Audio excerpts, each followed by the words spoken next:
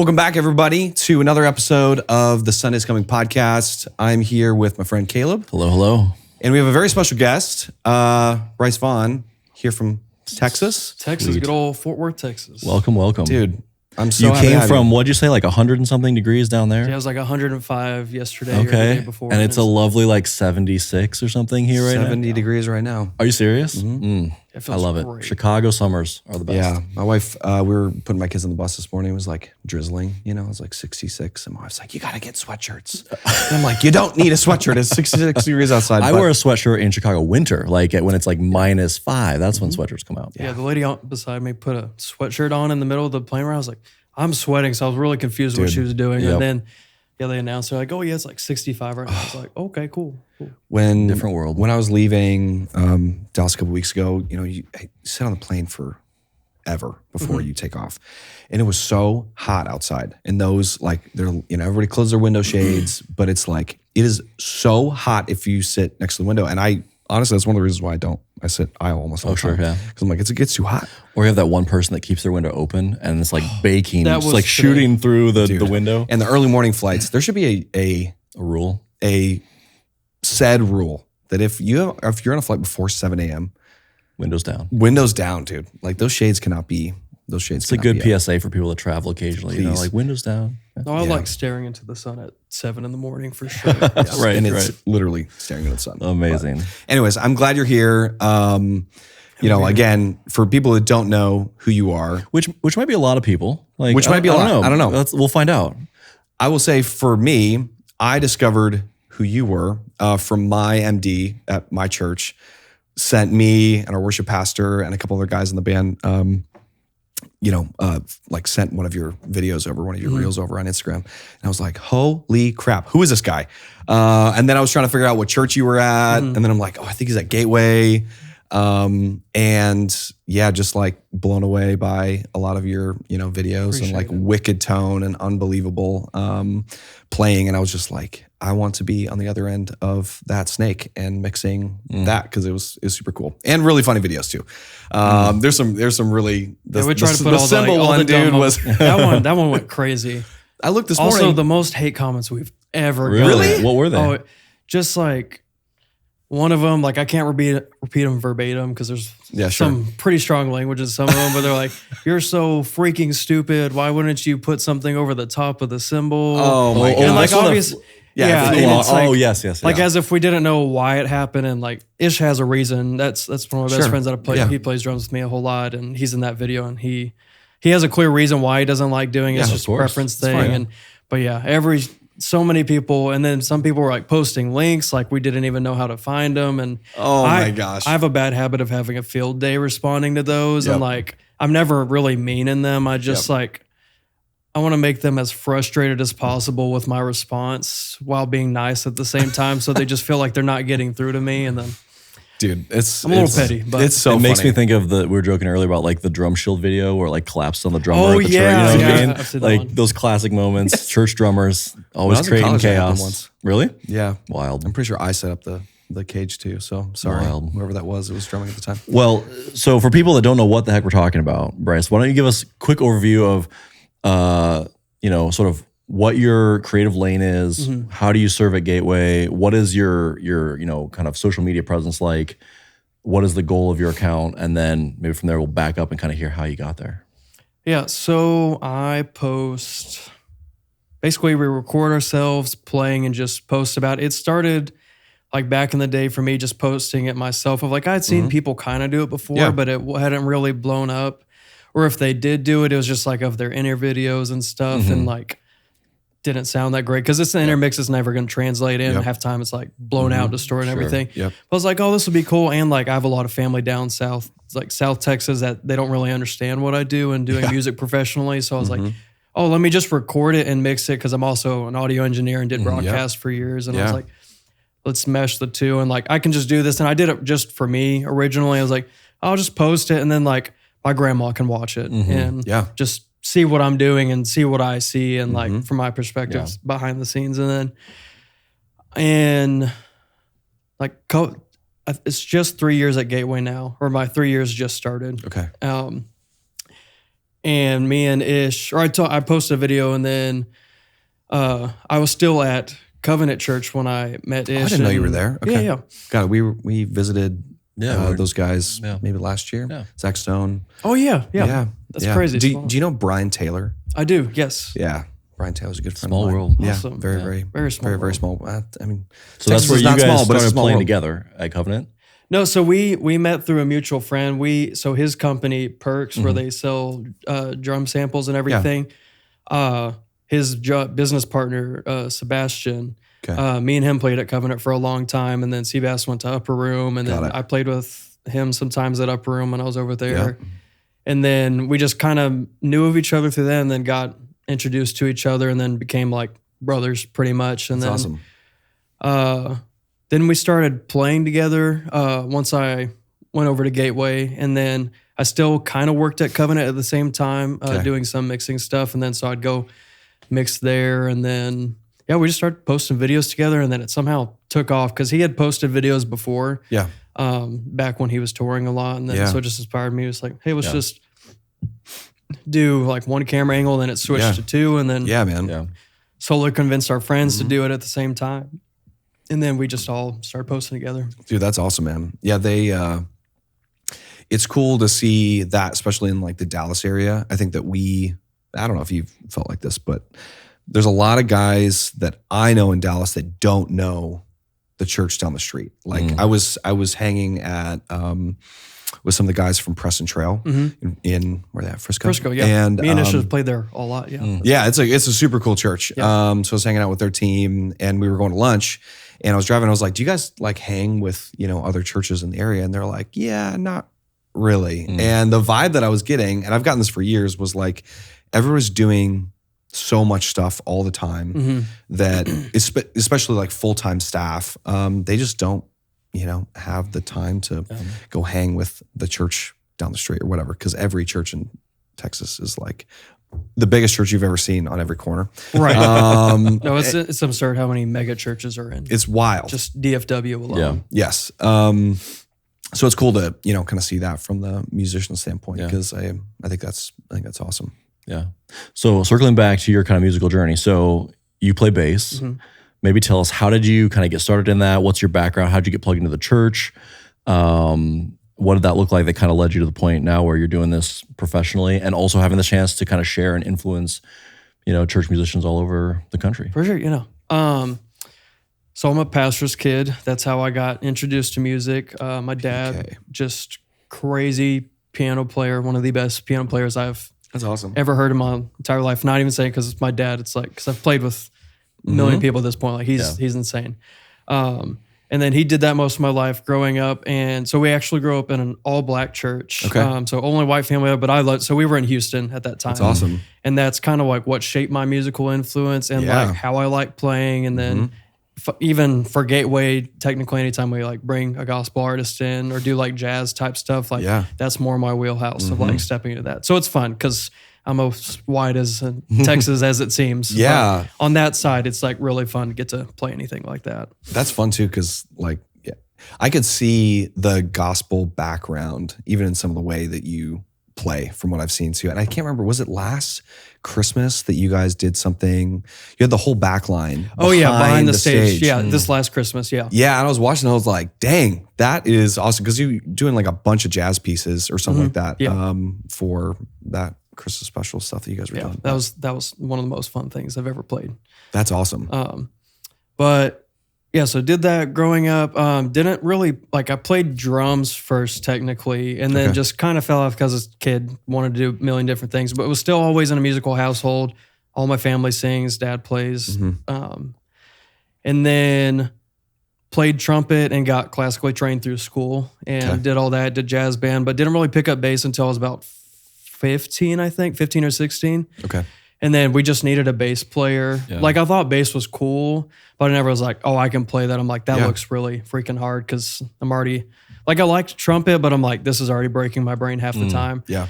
And then the first song I ever played on bass was like, I think it was Freedom by Eddie James. Okay. And then my dad he can play everything, so he can play bass too. And then he just showed me, it's like, I'll teach you the notes next week. I'm like, here's the 4 notes you have to play for the song the entire time. And then that week went and played. And then I just remember I wouldn't even go through the PA. I would plug my bass into just a sub. Yep. And then that was it. Yeah. That was the whole thing in our small little youth awesome. room. And then kept playing, kept just like, then the bug really got me of like, okay, like, no, I really like learning this, really like learning the song, like exactly pretty much playing all the right chords. Like then came like starting to kind of do MD stuff at the same time, but then also like learning my frustration when it wasn't done right. Yeah. Or people would like read a chart like, oh, the chart says this. I'm like, it's not that. Like the chart's wrong or something like that. And that's How could the chart ever how be could the wrong? the chart lied to us. And then that switched to, I left the church that I was at with my family in Richardson, Texas. Okay. And then I had met some friends and we just got connected. And then I started playing at Covenant, and then I filled in for like a youth service. And then the worship pastor was there listening to their daughter sing for the youth service. And then they heard me play, and then they came up, they're like, hey, we want you to like consider playing here, like come sub for a couple times. Yeah. And then I'd never been paid ever before playing that. And they were like, oh, we'll like pay you for these. Cause I was just going to say yes anyways. I was like, oh yeah, this is great. Like these are crazy musicians. Like why not? Yep. And then, cause that's when David and Nicole Binion were there. Sure. Okay. And then I was like, yeah, let's do it. And then the payment was like, oh, okay, cool. Sick. I don't know you Even get paid better, for this. yeah. And then it just slowly like really submitting to them and to God. And then I was like, oh, like I think I might could do this, because I was doing film work back then and going to college for film. And Got it. I really started hating film. And then I was like it doesn't even match the passion that I have for music. And like any work for music doesn't feel like work to me. Like, yeah, it's hard work, but it's like I love it so much, like it's worth it at the end, no matter what. And so just kept doing it more and more. And then I still don't understand how it turned into like a professional job, but then I started getting hit up and I started touring some.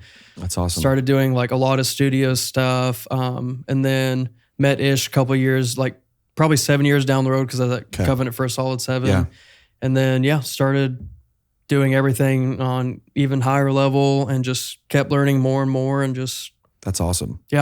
music all the time. That's fun, man. It's, I was talking to somebody yesterday. He was a young kid coming out of college, and I was just telling him and like kind of encouraging him, like somebody took a chance on me when I was 21 years old and said, hey, do you want to come do this at church? And I had honestly very little experience doing anything, in my space. And I just love like, seeing and hearing guys like you that are, somebody's like, hey, you want to come do this and we'll pay you. And all of a sudden you're like, wait, this is real. I could make money doing this. This is amazing. Or even, I remember that feeling. Even in volunteer role, like any kind of leadership in the church, I just think of like how many leaders listen to this conversation and they're in a position to invite a younger person into an opportunity that maybe they never even saw for themselves.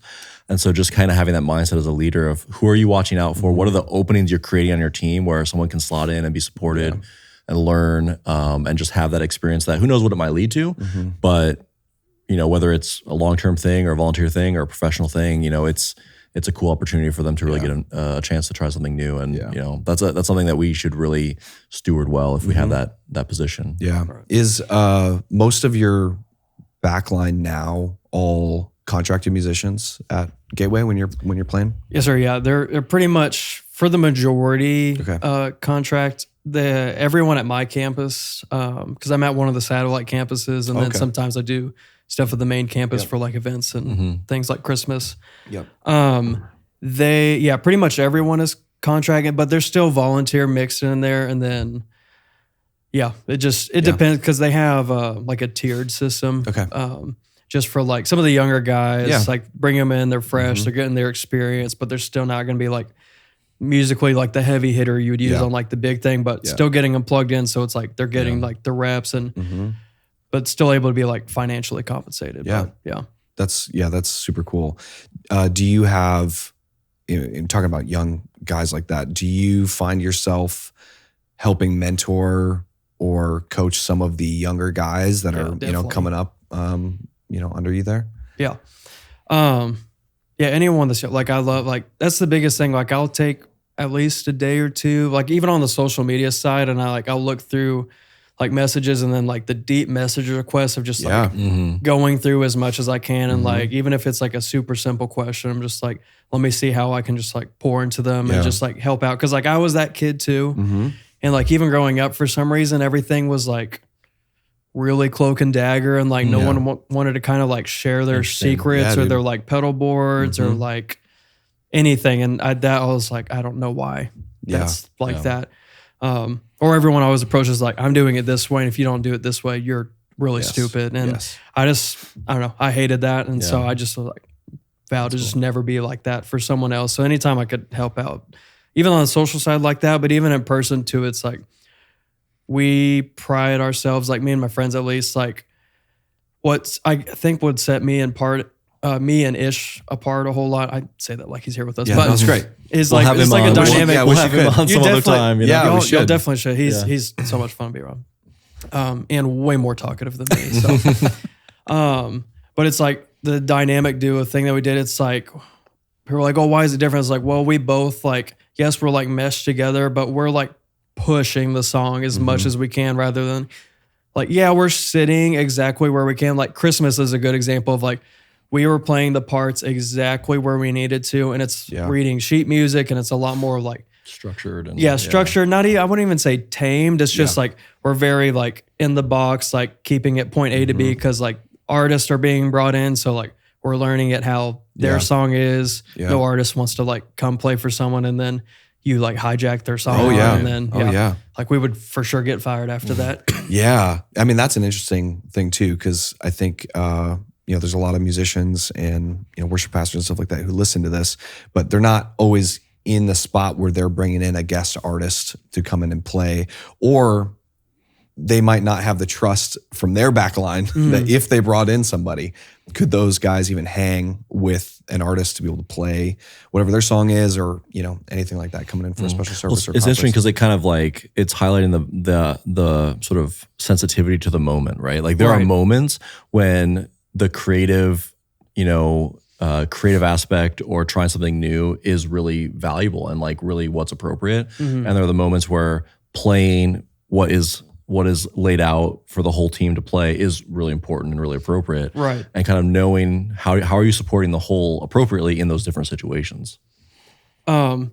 It's sitting down and recognizing the environment you're in, or that's what I'm always doing. And like there's a college that I play for. Oh my God, I cannot remember the name, but it's like a really cool, like spontaneous kind of upper room Bethel type thing. God, I cannot think of the name, but anyway, it's in Keller, and it's very spontaneous, morning set on Monday or Tuesday, and it's just like 40 minutes of like, there's like 3 or 4 songs scheduled. We might be on song 1 the entire time. There's no tracks, no anything. It's just click and an MD and a full band. And then there's moments like in that where like I have a video where one of my friends, David Batista, was playing drums, and then he looked at me and like, we'll like mesh off of each other and just do whatever. And then he was like, hey, go crazy right here. And I was like, okay.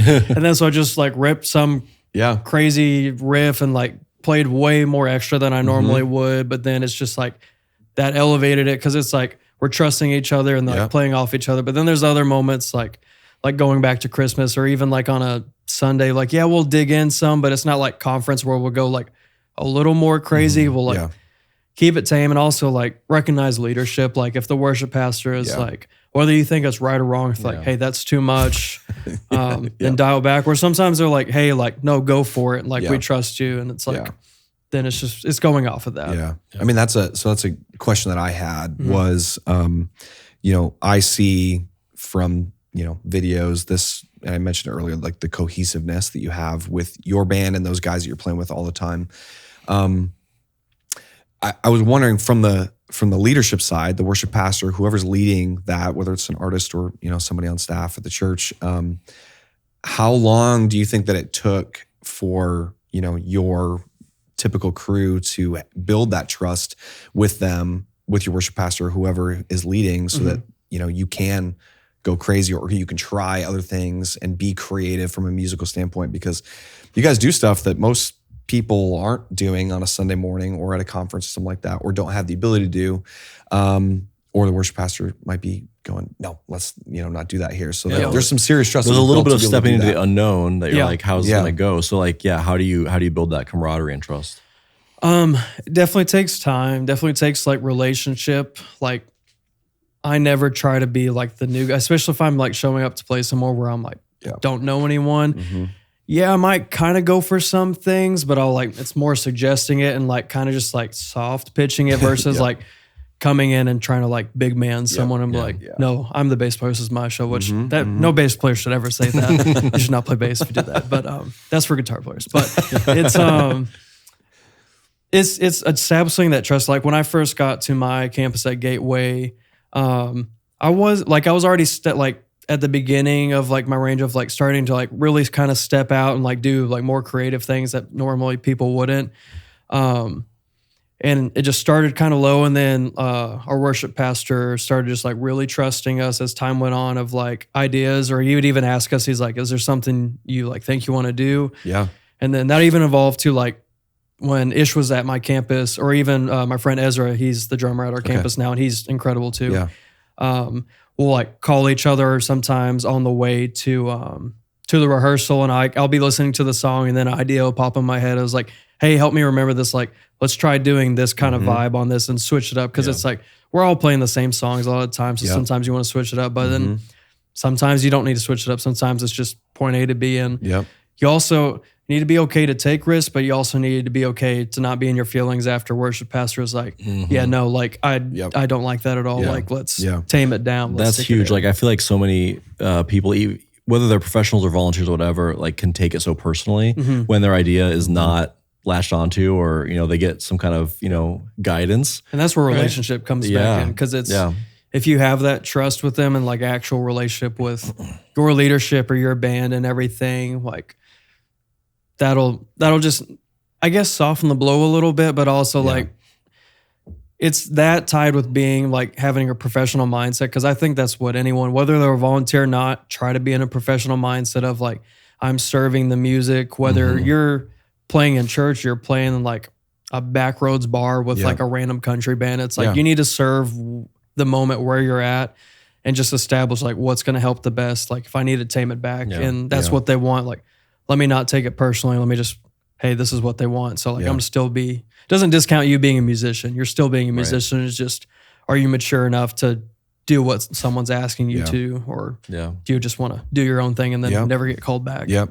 Well, and that's the difference is, I've mentioned, we've had a bunch of different podcasts where we talk about people's feelings get hurt, especially in the creative space, both from normal creatives to worship people and production people. Anybody that has that, ear for anything creative in this space, it's just easy to get your feelings hurt. And it's easy to like take it so personally that like, this is my craft. Like this is the skills that God's given me and they don't want me to do it or whatever. And obviously there's so much of that like mental, load that people carry when they are criticized or told something not to do that they thought was awesome. But it takes a lot of trust and back and forth, and for you and the band to go, hey, I also trust that the worship leader in that moment is feeling something from the Holy Spirit, or knows that this is like the feeling that we, are wanting to achieve in this moment of the service. Right. And so let's follow that and trust that that person is, we're going to follow that leader in the same way.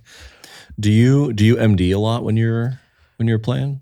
Technically, I'm not like the main MD for my campus, but I'm like one of the extra ones, I guess, because I did that at Covenant for a long time, and I do it at Gateway off and on. Okay. But I do have a talk back of my own to kind of like, they have entrusted me somehow of like, and that relationship goes back to that because I didn't just like demand, I'm like, oh guys, give me a mic, I'm going to control things. It's like we have a lot of trust built up, and so sometimes I like call certain things to the band. I'm like, hey, like let's try this, but I'm never sitting there. Like one thing I hate is when MDs or anyone else is like just honing in too much and they're telling them like exactly what pattern to play.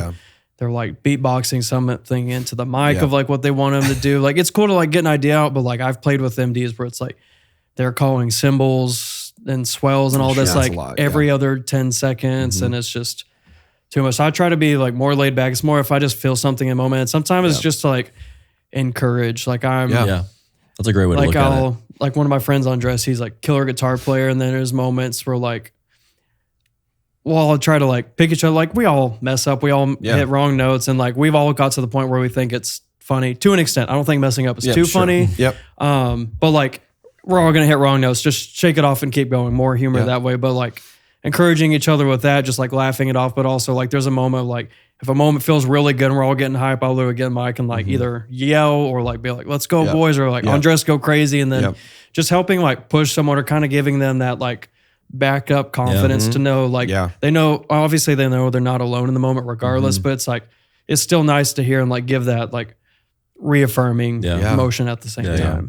That makes me think like I think a lot of churches might find themselves in a place where they've got a pretty solid band, they've kind of built up that foundation, they've played a lot to clicks, they play to guides, they use loop community or whatever it is, right? And they're trying to figure out what does it look like to now take a step into a little bit more flexibility or communication on stage, or whatever that looks like. What would be guidance that you would give to them, like how to start to take those steps and try things like having a couple mics on stage for the band, or having a little bit more comfortability of people being able to try different things and have the permission to go in different directions. Like if you were starting from scratch with a team, like how do you start to kind of push things in that direction? You just kind of have to go off of like the experience of the team first. Like if it can be a completely new band and new to everyone, but if the guy putting the band together knows everyone and trusts everyone to like where they're not going to have mics and just abuse it. Because I've seen many MD videos that are really funny to where like there's 3 different MD mics, and then they're all 3 fighting over who the actual MD is and like yelling at each other in the middle of a worship service when you're supposed to be ushering in the presence of God. But these dudes are over like cussing each other out, arguing in mics, which was hilarious to me. And then sometimes like it might be better to not have like a bunch of mics. Like I like it just to help out if I can, but I'm also, if someone doesn't want me to have a mic, I'm like, okay, cool. That's fine. It's just, I like to, if there's someone that's the main MD, it's like, I'm also focusing on, and I think others should too, of, hey, that is like the actual MD and don't overstep them, like follow them to where you need to, like assist them somehow. And like, so we have a different setup where it's more of like, I guess what you'd be used to in the tour world of like, we have like a backup house engineer. And so there's no like packs that we're adjusting ourselves. Everything's just through mic communication. And if there's only one MD mic, that works, but sometimes he's having to watch the worship leader that's hard. And can't get like random mix changes for everyone else. So I'm also in an MD mindset no matter what, if I have a mic or not. So I'm always looking around and like if someone wants a mix change real quick, then I'm doing that, but also just watching the worship leader at the same time, just making sure like we're all on the same page. Yeah. That makes, I figured that you guys had a monitor engineer, on. So here's a question. When you're posting the videos of the different like passages of the songs, right? That's a mix that you've done in post. It's not your in-ear mix. No, I mix all that in post. Okay, good. Like, I gotta meet that engineer. If somebody's mixing that for monitors, that sounds amazing.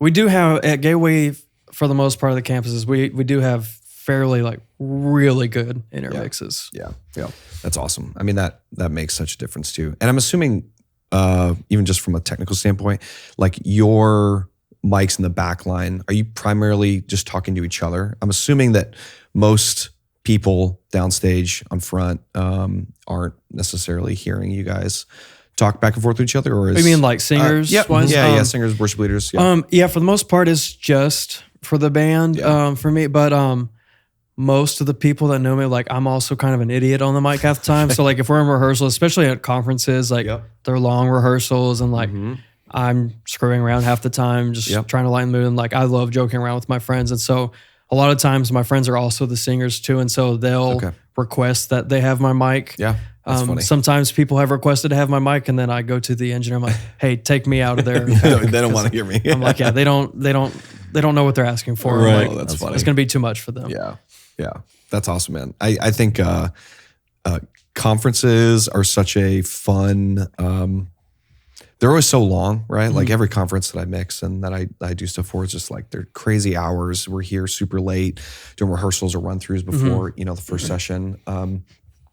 But like the camaraderie that's built during those conferences or those long events tend to be like mile markers in relationships for Yes. me. And the mile markers that I made with, you know, anybody in front of house or the band or stuff like that happens during these like long periods of time that we're together, the crunch times when things go wrong. That's why, like, you know, people that you tour with, or I mean, if you don't tour them, college, the relationships you build in those seasons of life that you're with people for so long is huge. And it comes out, especially from a musician standpoint, when you're able to play with guys like that and you're doing the same thing. And you have the freedom to, I'm assuming, do a little bit extra at things like conferences than you maybe are doing on a typical Sunday morning, because it's bigger, or you have more freedom to do, you know, and be more creative and stuff like that from the stage. Yeah. Oh yeah, you totally do. And then it also, like, it always comes down to energy too. Like sometimes, like, I'll literally get in the mic, and tell them, like, all right, boys, like, let's wake them up today. Cause it'll be like 9 a.m. and like, you could tell like the crowd's just like kind of sleepy, but it's also like pressing into like really worship. And like, I'm saying that for myself too, to just like, I need to also wake up, like, let's, even though it's like 9 and we've been here since 8 this morning, like let's go ahead and like get after it, even though it's the first thing in the morning for mostly everyone. So how is, you know, we've been talking a lot about the camaraderie from the people on stage. How, for you specifically in that team, like, do you see that translate to production? It's a big thing that, like, we've talked about for years, and this relationship between, you know, front of house and the stage. And it can make or break all the things you're doing on stage. You could play the greatest riff of all time with the greatest tone of all time, but if the front of house guy isn't doing his job, like, it doesn't, or broadcast guy, it doesn't really matter. It doesn't matter. Like, that's all missed. And I just wondered, like, how that relationship was, you know, for you specifically, and those guys and the team, because you got to be, you know, the tone that you're spending so much time on working before you get to rehearsal. You want to actually you're translate. entrusting that. To you want else, to. You want that to translate. Quick story. Like, I remember years ago, I was stage managing some festival, and Owl City was coming through. Remember Owl City? Old OG Owl City, Fireflies. right? Such a good song. And I remember their tour manager before, and they were advancing the show, and they were like telling us the backline stuff because it was a fly day for them. And they were like, hey, we want this, you know, Slush and Blue, AC30 on stage. It was very, very incredibly specific for the guitarist. And we're like, okay. And this is like 2000, I don't know, 10, 11, something like that. And the band loads in, start rehearsal. And I realized this guy's playing through a Helix at the time, and the guitar player. And that amp on stage was not, like, he didn't want it mic'd. It was literally only stage noise for him. It was incredible sounding tone on stage. And me and a couple buddies who were on stage were like, holy crap, this is like some of the best guitar tone we've ever heard. And I'm like, I gotta go walk to the front of the house to hear it. And I realized that because that's not being mic'd and he's going direct out of his Helix, like, it sounded like absolute crap at front of house. And I'm like, I was so disappointed because I'm like, this experience that this musician has worked so hard on and I don't know why they were doing that exactly, but, you know, it's the translating between what's actually happening on stage and the tone these guys are working on compared to what's actually hitting at the other end of the snake. And I was just like, man, that's crazy. So back to that, how is that, you know, relationship for, you know, you? Oh, it's like super key. Like, obviously it's one thing if, like, more, I think it would be on the outlier for me. Like, I'm not doing a lot of what, like, most people that are just playing on the weekends are, like, where I'm flying out sometimes and playing, like, sometimes you have no idea who the front of house engineer is, and then you might not even get to talk to him. You just try to be as friendly as you can, do what they need, and then just work with it. Because last thing you want to do is piss off a front of house engineer, because then you're just never either going to be heard or just no request will go to you. And like, I hate that, but you're not wrong. Yeah. And sometimes, come on, front of house guys, don't be that way. Don't be a jerk. I mean, I've had it happen where, like, I thought I was being nice. I mean, granted, I am extremely direct, like probably too much. And like, I'm very cut and dry. And like, sometimes people take that as like me just being harsh. I was like, no, I don't really sugarcoat too much. Something for sure I work on and like make sure I like try to rehearse in my head. Always think before you speak. I don't do it a lot, but it's a good reminder for everyone. Aspirational goal. Aspirational goal.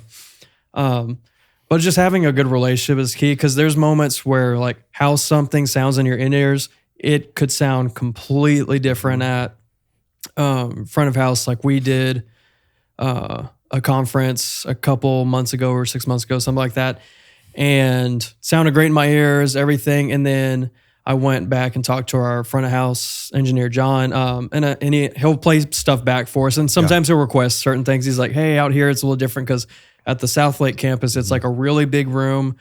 All the ceiling sound panels are fake sound panels. They're Really? actually just like plastic or something. Oh man, okay. I don't know who did that, but Interesting. so that room's honestly a little bit more tough to mix Yeah, in, and it interesting. gets low end gets very like swirly That's the main up campus, there. right? Yes, sir. Yeah. Okay. And so there's times like I'll go out there and then I was like, hey, can I like hear my bass, or just I want to hear how like stuff I'm doing is translating. And then he plays it back, but he also knows I'm a engineer as well. And so he's like, well, what would you use on your chain when you're mixing your own bass? And then I would tell him, and then he would even incorporate some of those things. And I then love that. I would tell him, I was like, there was one time I went back there and he played, I was like, yeah, that doesn't really sound like what I'm hearing in my ears at all. Like I would maybe do this boost here and there. And he's like, oh yeah, cool.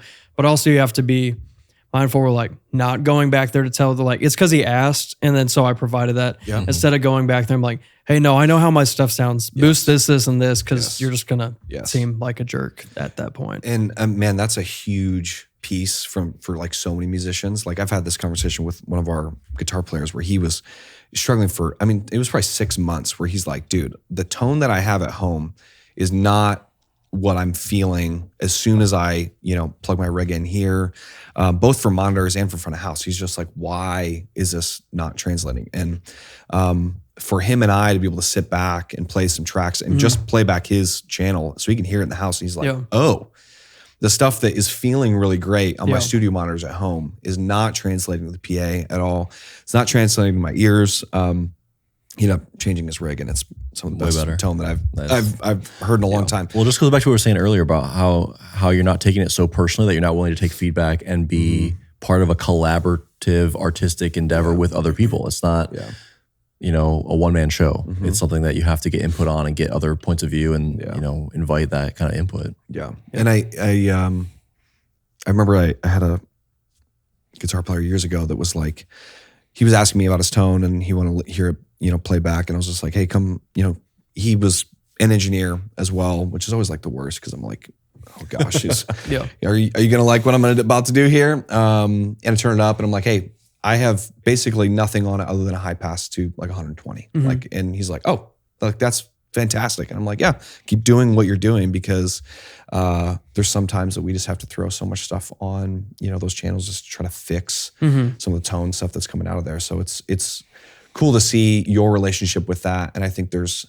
more of that needs to happen in churches all over the country. And just that relationship between the people on stage and the stuff that they are trying to produce and, come up with the tone for, to represent what they're trying to achieve throughout a service. And it can get very, very screwy quickly if you don't have a, relationship with the good other communication. people. There's nothing more demoralizing than when you like work on something and then it's nobody terrible. experiences the thing that you were hoping to do. Yes. Because those are those moments where it's like, it's another reason why I like having a mic. Because whenever I raise my voice to like, because South Lake is a very big room, if I'm saying something across the room, unless you like know me very, very well, it's probably just going to sound angry because I'm like projecting and I said that projecting while also being that direct just sounds like you're screaming at someone across the room and then they're getting upset. So then they're not wanting to hear you out and it's back and forth. So like, I think that's another reason of having like mics for your team. So you can just be able to like talk like we are across the table and like no one's having to yell. But also at the end of the day, if I am getting frustrated with stuff, because sometimes you will work with engineers that either aren't that great at their job, just point blank, or flip side, you'll be an engineer and you'll work with musicians that aren't that great. And both of the other ones think they're better than the other one. But at the end of the day, you have to like honestly check yourself because at the end it's just us versus flesh and like what we're actually wanting to do for God versus like what we're wanting to do for people, and have to check yourself of like, okay, this is especially in a church setting. If it's like a country concert or something, it's a little bit different ballpark. Totally. You have a little bit different thinking, but at the end of the day, technically anything should be worship no matter what. But especially in churches, thinking like, hey, this is not for me. How can like I check myself to be in a better relationship with that person across the room? And we all have one goal where it's like, oh, my bass playing isn't what is making this service happen. How can I play a part in a team that's like glorifying God at the end of the day? Yeah. Because I think it's easy to forget like the win of the whole thing. Like, hey, we're actually here so that people can experience Jesus for the first time, or for another, moment in their life, or wherever they're at in their walk when they walk through those doors. Right. It's not just, hey, I'm gonna like come in prepared. Sure, of course, we want to rehearse. We want things to be as good as humanly possible. I want my tone to be great. I want the band and the production team to crush it together. But because we all have, like, when you think about it, especially in a large and a mega church context, there are so many different positions that make that service happen. When you think of just the tech and the worship side, anything from you have a front of house guy, a video guy, a lighting guy, a producer, a monitor guy on stage, your whole, team on stage, and every single one of those people have to be doing their part individually to the best they possibly can to make a service happen. And so none of them get to kind of be the maverick. I think people look at like larger operations like that, and they're like, I think it's easy to think that those guys just do whatever they want, and they're like at the peak of their career or their skill set, and like kind of have, if you're in a smaller church and you're looking at that, like they have it made and they can just kind of do what they want, right? It's the exact opposite. The number of times I see someone in a small church who is like not taking the advice that you've just been describing around sort of how to approach working as a team, and they're kind of mavericking it on their own and kind of doing what they want. Like, it's like that kind of humility and sort of team mindset is what allows you to operate at a level that, people will look at and say like, that sounds really cool. Well, yeah, you have to come at it with the posture of sort of unity and service and humility and teamwork if you're going to be able to operate in something as complex as what you're doing. Exactly. Like, we played at a church like in Burleson, Deeper, Fort Worth somewhere with like an artist that had hired me and a couple buddies once. Yeah. And granted, my friend who was playing drums does play very hard, but it was like they had a more than enough system, had a nice system, but I could already tell it was going to be a little bit of like an interesting start, because right when we got there, we were just trying to help out, plug in where we could, weren't trying to get anyone to do stuff for us. And it was still at a church, so it was like church people. Yep. And it was an older guy, which I have nothing against anyone's age. I've played with guys that have been could be as old as my grandpa, and they are the most chill musicians, front of house engineers, greatest hangs in the world. And vice versa, I've played with guys that are like really young, and they are some of the cockiest people I've ever met in my entire life, and vice versa. Yep. And at this specific gig, the guy started off saying, because he's an older guy, he's like, well, I mixed for, I don't know why I want to say like the Beastie Boys or something, but some like older, bigger rock band. And he's like, well, I mixed for this, and this. And that's how he introduced himself. And he's like, you just plug in stuff where I tell you and I'll do the rest. And we're in like with that kind of tone, we're like, oh, okay. And then by the end of like the next 2 days, because I'm extremely protective of like my friends and everyone. One thing I don't do is disrespect. Sometimes I don't really hone that aggressive side in to as much as I should, but it got bad enough to where we were like going to listen back to tracks because just stuff was not translating. And like we had tracks playing and he didn't even have tracks in the house. And then so we were going back and the worship leader was like, hey, can you go listen back and like maybe give them just some like things we want to hear in the house? I was like, sure. And then I went back and I was like, nice. I was like, hey, can you bring up tracks? And like we have like some percussion stuff and like, because it was like a 4-piece band. So we needed that help with tracks for sure. And then something about drums. I was like, oh yeah, and can you push drums and bass? Like I know they have the system enough. Like we want them to like feel it because they were just saying it's like drums are overpowering. I'm like, okay, just bring up the system some. He's like, well, I'm just used to working with professionals and like, and then I was like, okay, I'm like, can you just turn it up? Or like do this, like the worship leader's asking.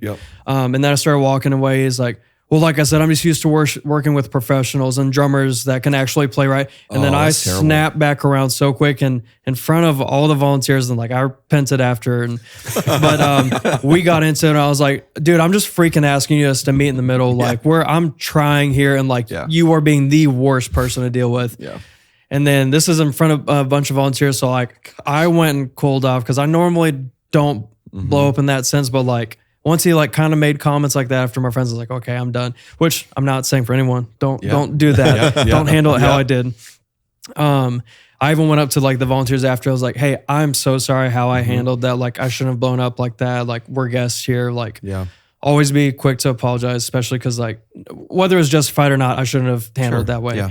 And to my surprise, they were like, no, we're sorry. He shouldn't have ever talked to you like that. Like you were totally justified in that. I was like, oh, thank you. I'm like, I'm still sorry. I did it like that. But someone went and talked to him, and then apparently like he came and apologized and then was trying to be like really friendly after. I was like, okay, it should have just never got to this. Like starting it off the right way will make sure you never have to even get to that. Yeah. There's something about, I don't know what it is on stage and, in the back, like this thing of power that people so desperately want to have control of. They want to have control of the source. They want to have control. Like when I'm speaking of a front of house guy, and like I remember an instance where we had a crap ton of RF everywhere, and this guitar player had come into play, and he hadn't played with us a lot, and he brought his own wireless rig, and he's like, "Hey, is it okay if I use it?" And I'm like, "It's fine, but I need let me know the frequency. I just want to triple check that we're not going to interfere with anything." Right. And I was mixing that event. I think I was mixing monitors for that event. And the front of house guy comes up and he starts railing into this volunteer who's coming into play and like freaking out that he's, using RF. I'm like, dude, I already had the conversation. Don't worry about it. And I pulled that engineer aside. And I'm like, listen, the relationship that we have the ability to break right now is like on very thin ice. And we are either going to make or break us being kind to a guy who doesn't play all the time, once every couple of months. He's a killer musician. He's going to do fine. Let's not make these, little details that like, okay, and for a systems tech, that was like the worst thing that could possibly ever happen, is somebody bring their own RF in. I don't disagree with that, but it's not big enough for me to completely ruin a relationship over, especially walking into a worship night that we were doing in 4 hours, or whatever. Because then you're setting up the night for like everyone's going to get in a weird mood, and then that's going to affect everyone's playing. And it's just, it's about keeping that equity. That is such a culture killer to have that. And, the encouragement to not do that and just to continue to look back and go, hey, what's the win, man? We're trying to let people experience Jesus. And we can all do that, whether you have an extra set of RF on stage or not. Right. And so anyways, stories like that drive me crazy because we see it all the time and I just hate it. So don't be like that. Yeah. Well, turning back to sort of like musical creativity and kind of what you're doing, like a lot of what you are posting and sharing is really inspirational for, musicians and teams that are checking that out and following what you're working on. But for you, how are you continuing to kind of like push yourself? What are your like leading edges, right? Things that you're working on and driving towards, and your creative inspiration as you found yourself kind of stumbling into being an inspiration for others. Yeah. Like how are you keeping yourself kind of sharp and challenged? For me, it's just never getting too tied to an idea. Like I love coming up with new stuff, and also some of it like being okay with like happy accidents. Like Bob Ross. Like Bob Ross. Like we did, I don't know if y'all saw that video when we did Revelation song at Easter. Yes, I did actually. Yeah. But we were just like in rehearsals, we always kind of like screw around musically and just like do stuff we wouldn't even dream of doing in a service. And sometimes just get the energy out. Sometimes I'm like, oh, we are actually workshopping something. And so that's when I turned on that like synth-based patch I have on my HX Stomp, and then started playing that. And then Ezra started doing that like constant like Son of Suffering type, like driving like just 4 on the floor kick or 8th note, whatever it is. And they did that, and I was like, hey, like I know we were just joking, but I'm like, let's actually do that, like because we've done Revelation song is like a staple it's for old, Easter and honestly any church in America for any of these holiday services. And I was like, hey, like, no, let's do that. Like, let's switch it up. Like, let's make it really weird. I even like, if someone doesn't want to listen to music outside of Christian music, totally okay. Go with your convictions. Yeah. Personally, I'm not convicted by that at all. Yeah. I love Coldplay and like M83. Those are some of my like, biggest inspirations on like the ambient sense and everything. And a lot of this stuff I like will tell other people, like when we're having those ideas, I'm like, hey, like think this band, this band, and we'll pull from that and then kind of go down that lane. But it's just about listening to, for me, the most inspiration I have is just music. Just constantly listening to new things. Like I listen to any music from like Black Gospel, anything Latin inspired, like randomly listen to Bad Bunny for some reason, like in the Spanish world a lot. And then like Coldplay, old AC/DC stuff, like anything that's like not the norm that I could pull from. I'll always do that. Like there was a clip I saw of, I think it was Dave Grohl's is his name. Foo Fighters. Foo Fighters. And he was talking to Pharrell, however you say his name, about something he stole from like a drum fill going into a song from an old like Motown song or something like that. That was like Dagu, something like that. And then it like blew his mind because he's like, that's totally two not even like comparable genres per se, but like that was an idea he got from that because like he listened to stuff outside of like what his like box was. Yes. And so like I don't know if that answers it really, but it's just things like that to like go from. I think it's so easy for, there's sort of, since we're kind of talking in the church space, there's, a handful of church sounds, right? Or artists that are kind of the lane that people are running in right now. And that's great and they're awesome. But like you're saying, there's so many ways you can just kind of even subtly make it your own and make it like fresh for your team and your community, and don't settle for just copying exactly what they're doing. Like just you have a creative input that you can bring to that situation as well. Well, two things. Have you seen the Foo Fighters documentary called Back and Forth? I have not. Dude, you need to watch it. Okay. Like text that to me. It blew my mind. Like Dave Grohl and his musicianship, and just like what you're talking about, and going, even the the opening drum part of Smells Like Teen Spirit, and for Nirvana when he was drumming for them was like, that was something he took from another band back in the 70s or 80s, and it's an incredible documentary. Like it is so good, and just his musicianship will blow your mind. Also, he's an incredible engineer, and all those guys. Total side note. They did a Foo Fighters, and whether you like them or not, this was maybe 2014. They did an album where they recorded another song in a different studio across the country. So, and every song was basically in the genre or vibe of like an LA studio compared to Nashville. Oh, that's cool. Yeah. They did one in New York and stuff like that. And a buddy of mine. I mean, even kind of what like Post Malone, Morgan Wallen stuff that they're doing. Just like did a bunch of country versions of his like rap pop songs and everything. Yes. And it's just that idea of like, man, let's take inspiration from other people and genres to be able to bring that in. And I think in church, like we could all copy Elevation. We could all copy Gateway Worship or Bethel or, anybody. And we do, and they're still great. Right. But like there's a reason that they're really popular. It's good stuff, Yes. Right. But I think I think it's so cool. Just I'm going on a weird tangent here, but I think it's just so awesome that like today churches in general are driving, especially original music, in other churches all over. It isn't just an artist that's writing a song. It's not just Chris Tomlin writing something else and now we're singing Chris Tomlin songs. It's Gateway Worship is coming out with a song, Red Rocks Worship, Thrive Worship out of Sacramento, River Valley out of Minnesota, like all these guys that are writing incredible music. And now it's like an open source for creativity and to learn from all these musicians and worship leaders who are writing these songs.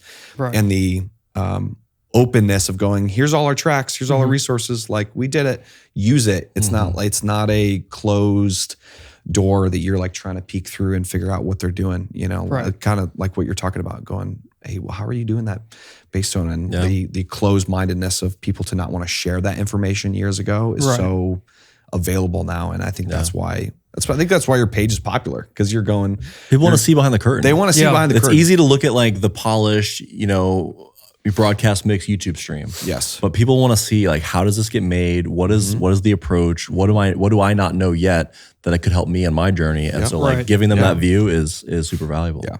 There's a reason why our friend Lee Fields was like, stop posting your broadcast mixes from front of house. Post an iPhone video of you at front of house. Not just whatever your, super beefed up stems that you've pre-mixed or mixed and post, for me at front of house whenever I post, videos and stuff like that. But anyways, weird tangent. Well, you have a platform actually for sharing some of your like bass stuff and tones and whatnot, right? So maybe talk a little bit about that. So I think it was about right over a year ago now, I was posting about using the HX Stomp and like just making patches just for myself, for like different studio days and like different effects I wanted. And like I started doing a thing that I hadn't seen anyone do of like running like a micro synth, which is like really gnarly octave fuzz wave pedal through the HX Stomp, and then being able to like blend it there. And like I just wanted it for like different uses and like stuff that I didn't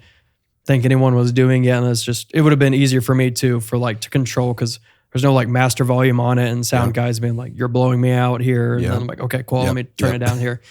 And then that turned into like a lot of the followers I have, especially from like in Latin America and just kind of all over the world, which has been the craziest thing to me, that like people from it's awesome out of the country. I feel like it's about half of my followers are like from out of country. That's awesome. And they're like, hey, how can we like get this sound or like sound like you? And I was like, well, I have an HX Stomp, and like I use it like how, like I just posted one day, I was like, hey, if I like tried to recreate my sound the best I could in this little box, and then because they don't have access to as much either money or pedals or stuff's hard to get there, but they could probably get an HX Stomp at least and just buy that instead of buying like a whole like $3,000 worth of pedals.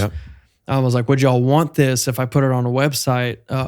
And just sold it for pretty cheap. And then like there was a good response. And then so I started selling it. And then that also like financially has blessed me beyond what I even thought. But it's like opened a door to like making it easier for anyone else. Like even like a bunch of front of house engineers have like sent me messages, or worship pastors, they bought it for their bass player to use that didn't have any pedals, and they bought it for their campus. And they're like, totally changed like the game, made it way easier, made it way more of like a good source for us to use. And and also that way they can like look at it and dissect it and see like, why is this sound this way? How can I learn what these things are doing? And then that way they can take it to their own thing. And what's cool about it too is like, a church, a campus, they can build that house rig, and it doesn't need to be much, just that stomp. And you get a house bass, and you're like, oh, we should ask you, if you were building a house pedal board with like the solid foundation, what would you put on your desert island? Well, maybe that's the wrong way to put it. I don't know. Maybe what's on your chain now? Yeah, well, maybe that too. But like, if you were saying, hey, if a church was trying to get like a really solid rig for them to succeed with, like what would you put on? Semi-budget friendly? Budget friendly, a couple key things, like what would you throw on there? This is getting really nerdy, so sorry to non-musicians on this, but. I mean, fun fact, I was super against pedal boards for a really long time, especially coming from like a gospel background, because that's all I grew up playing for a long time. Like it wasn't until we moved to Dallas that I even knew who Hillsong was or like played any of that music. Like even when we first moved to Dallas, like I was only playing Israel, only playing Fred Hammond, Donnie McClurkin, like anything like that. And then I had friends that had pedal boards, but it sounded awful because it didn't even sound like a bass anymore. It was just like a fuzz the entire time. And I was like, oh, I don't want that. And I always like to go against the grain. But then eventually I was like, okay, I'm playing places where it's good bands, but the front of house engineer is kind of like, this does not even sound like my bass anymore. So let me see what I can do on my end to make it constant and as efficient as possible. So in that sense, now I love pedal boards. But so Desert Island kind of like budget friendly for any church. Always a good compressor. You don't have to get like the Cali stuff. I mean, I say go for it. It is more expensive. I mean, I think it's like $400 or $500, but fantastic compressor. Like I think I would get rid of my Noble. That's a 2 preamp before I got rid of the Cali. Just because it's just such a nice, good warm tone, perfect for bass or guitar even. And then, I mean, tuner if you need it. I mean, I don't care. You all need a tuner of some sort. Like clip-on tuner. Yeah. Like I've had to play gigs like last second and fill in where like I didn't even have any equipment. I'm like, I just had the piano player. If you have a good enough ear, like just play a note, I'll tune to that. Cool, let's rock. But have a tuner, but all tuners pretty much do the same thing. If you can have a tuner that's like buffered, that will help out. An octave of some sort if you need it. Like I don't think it's super necessary. Like if you're doing 5-string stuff, like maybe you don't need it, but sometimes you can get cool sounds from it and play an octave, make it more synthy. Just like a cheap, like my favorite octave is honestly my MXR bass octave deluxe. Sure. I think the pedal's like 150 or Yeah, 200, it's cheap, so man. way cheaper. I got put onto that by a pedal board video for Michael League from Snarky Puppy, and he was using that and using that with the P bass, and which inspired like a lot of the stuff I use now with the P bass, and it's like, God, it sounded so good. And then I saw the price, I'm like, oh yeah, I'm buying that. Yeah. And then honestly, just a good drive, like maybe a stacked drive that can do like 2 different things if you need it. But I just like leaving my drives always on, but like whatever you're doing, just having a good drive, just to add a little bit of like a harmonic breakup, even if it's just like the tiniest bit, it will help kind of cut certain frequencies just to push it through and like almost compress it just a tiny bit more than what the compressor's already doing, and just make it a more focused sound. But and it'll give you cooler like dynamics for like using the octave, make it a little bit wider. And, but those are the main 3 things. I mean, if you want like a modulation pedal or like a multi-effects like the HX Stomp, but that's starting to hike up the price. But I mean, there's a bunch of multi-effects pedals. They like all do pretty much the same thing. They've come a very long way. Oh yeah, from the pod, the original pod. To, Remember the bean, the little red bean? Dude, I was so bad. It was so bad. But like then there were guys, you know, at the time this was like gotta start somewhere. Lincoln Brewster. Yeah. And people would buy those things and go, I'm gonna sound like Lincoln Brewster. And I go, you're not gonna sound like Lincoln Brewster because you can't play like him. But you can have the same tone. Yeah. You know, but maybe. But anyways, that's that's cool. I love hearing, you know, all of that. And like that's a pretty simple rig for any church to be able to build and put on their stage and have for their house, you know, musician. Okay, one question out of that is do you walk in now where guys are like, hey, we want you to use our rig at all? Oh, I would never. Okay, I have my standards, guys. So that's a thing, and you're different, right? Because like if I'm hiring a bass player, like I'm gonna trust them to come in and have their stuff figured out. We see all the time volunteers and their worship pastor are like, hey, we would like you to use this, and they're trying so gently to massage. It is a different variable. Like different. If it is somewhere, it's like they do have just like some Temu pedals slapped together or something. Or like, this is my sound. But then the church has access to like a lot nicer gear that they have a house board. Then like in that case, I'm like, I guess it's different person to person. Like personally, I would really hate doing it. If I absolutely had to, sure. Cause that's my comfort zone. I know what my stuff sounds like. It's set up for me. Like I've tweaked it heavily over the years, but if I had to, sure, but no, I would try to. Like we were talking earlier about like really knowing your situation. Like if your team's at a level where they're kind of in that zone, then like that makes sense. If like you were describing a minute ago about how people unpacking your HX Stomp files to figure out how did you get there is a way for them to learn. Like it's kind of the same thing. If you're able to set up a bass rig for your team that are newer and are learning, like it gives them, oh, okay, I see what these can achieve in the sound and whatever, so that as they gain experience, then they're able to, you know, refine it further. But it's a baseline, and it gives them a starting point, and it's not having to like start from scratch with no support. And it started like for me, all the preset things too. It got birthed out of like going back to like way earlier of like wanting to help anyone out and have them skip the hard step that I like went through of like trying to really figure out like, how do these guys sound like this? I'm like, no, there's no guessing. Like this is exactly what it is. I'm like, you can even just like for $20, or I've even just sent it to people that just like, if for some reason like a friend is using it, or like sometimes like I'll just kind of pick a person like, hey, actually, I'm just going to send this to you. Yeah. And that way they can have those things. Or like I started using the Tonex stuff, which I have a funny story to tell in a second. We'll think if I could tell that one. Okay. It's not like a legal reason, but like half, but it's fine. And talk about like some of the drives I have, like the DCX, like that's an expensive drive made by Origin Effects. Same that makes the Cali compressor. That's like, Yep. I don't know, $450, $500 Yep. bucks. And then like a Cornerstone pedal I was using, that's like 300 or so bucks, which like, it's not the worst, but like for anyone that's like in another country, even like in the US, it's like, especially if they're starting out or just that music isn't their job, that's a bigger expense to just totally. throw at it all of a sudden. And then so I was like, okay, like when the Tonex stuff came out, I'm like, no one's really doing bass stuff for it yet. I'm like, well, I could just do these drive pedals and it sound exactly the same, which blew me away. The Tonex stuff, like for profiling, I didn't think it'd be as close as it is. And it's like 98% That's of awesome. the I exact haven't sound. really played with 99, it. yeah. That's cool. It's wild, especially for the drives. And then, so I was like, oh, I can just sell these same price I do all my HX stuff. And like, they can have these same exact drives. Then you just have one pedal on your board that has like these 3 different drives I use and cycle through them however that's you awesome. want instead of just having to buy like $3,000 worth of stuff all of a sudden. That's so cool, man. Yeah, that's I haven't really played with the Tonex stuff, but it sounds awesome. It's awesome. Yeah, I love it. Yeah, that's super cool, man. Dude, I think it's funny how all of our conversations, Caleb, come back to being humble and like collaborating with the people around you. I feel like that's kind of where we get back to in so many of these things, whether we're talking to musicians or pastors, worship leaders, production people, authors, whatever.